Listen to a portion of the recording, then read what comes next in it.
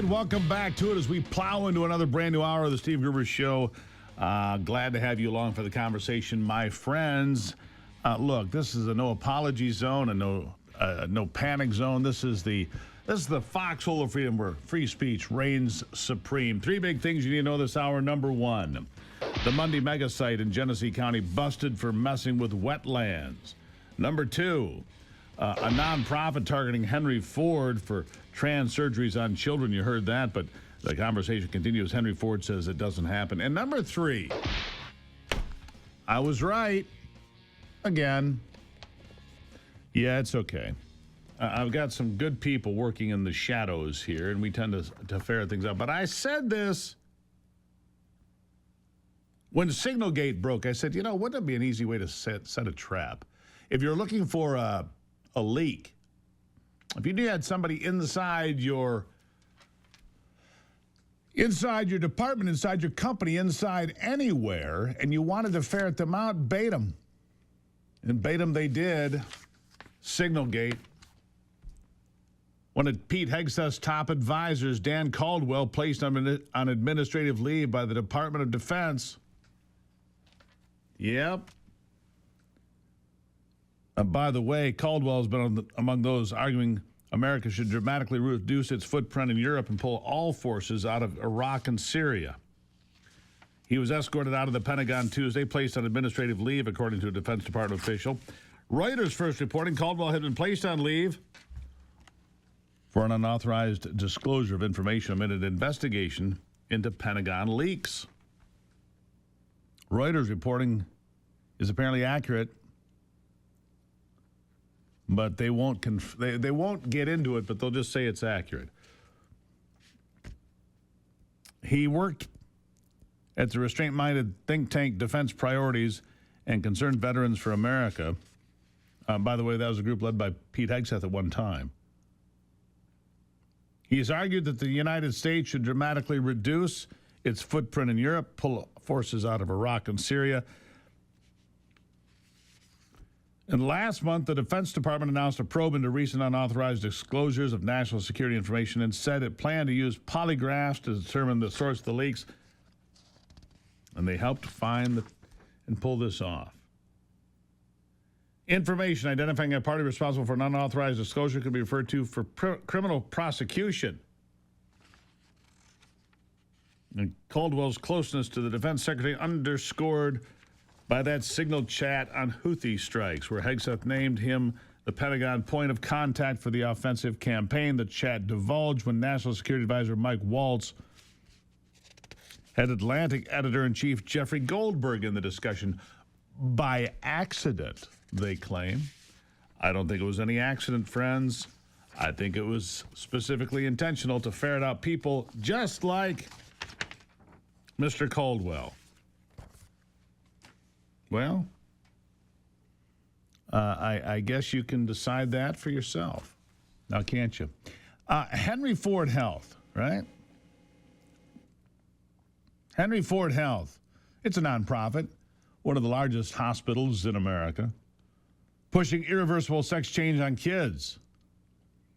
That's what a nonprofit is claiming. Said the hospital is an irreversible child sex change factory. But in an email to Michigan news source, Henry Ford Health said, "We want to be clear. We do not perform gender reassignment surgeries for minors." That is the claim.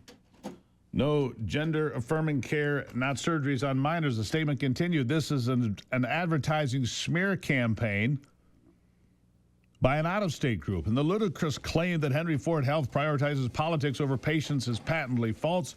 For 110 years, we've been proud to be the medical backbone of our community, a trusted healthcare partner for all. Our goal has always been to treat everyone who walks through our doors with dignity and respect and to provide the very best medical care. We believe our community knows that. Well, Consumers Research created a website that cited a March 19 Daily Caller News Foundation article that stated Henry Ford Health, one of several hospitals that confirmed to the Daily Caller News Foundation that it still provided gender-affirming care for minors. Well, what does that mean? It's an important question, right? What does it mean? No surgeries, just affirming care of what kind? The website documents Henry Ford Health's published materials regarding transgender children that includes a guide for parents that states, quote, medical gender affirmation involves physical changes that could include puberty blockers, hormones, and or surgery. Well, there's the website. One Henry Ford Health website page offers information for transgender adolescents and young adults. That page states the services include puberty blockers, gender-affirming hormones, as well as referrals for other transgender-specific medical, surgical, and mental health services. There's surgical and surgery mentioned twice now. FordHealthExposed.com website also details Henry Ford Health's views on diversity, equity, and inclusion.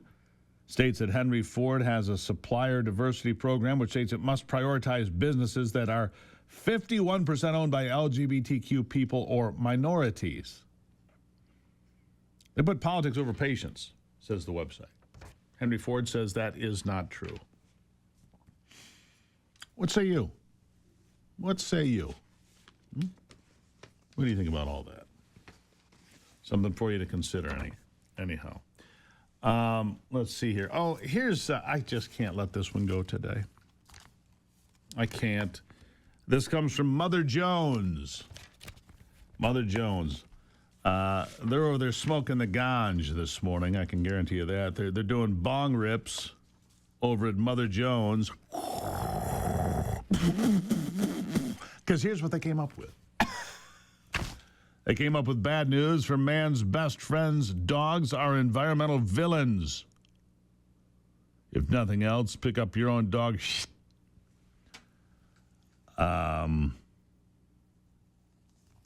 Let's see. Dogs have extensive and multifarious environmental impacts, disturbing wildlife, polluting waterways, and contributing to carbon emissions, new research has found. An Australian review of existing studies has argued that the environmental impact of owned dogs is far greater, more insidious, and more concerning than is generally recognized. While the environmental impact of cats is well known, the comparative effect of pet dogs has been poorly acknowledged, so say researchers. The review, published in the journal Pacific Conservation Biology, highlighted the impacts of the world's commonest large carnivore in killing and disturbing native wildlife, particularly shorebirds. In Australia, attacks by unrestrained dogs on little penguins in Tasmania may contribute to colony collapse, modeling suggests. Well, a study of animals taken to the Australian Zoo Wildlife Hospital found that mortality was highest after dog attacks, which was the second most common reason for admission after car strikes. In the U.S., studies have found that deer, foxes, bobcats less active in or avoid wilderness areas where dogs were allowed, while other research shows that insecticides from flea and tick medications kill aquatic invertebrates when they wash off into waterways. Dog feces can also leave scent traces. Oh, yeah, you got that right. My dogs leave scent traces everywhere. Yes, they do. All right. That dog's bad for the environment. Got it. Cleaning up the environment next with Ron Rademacher.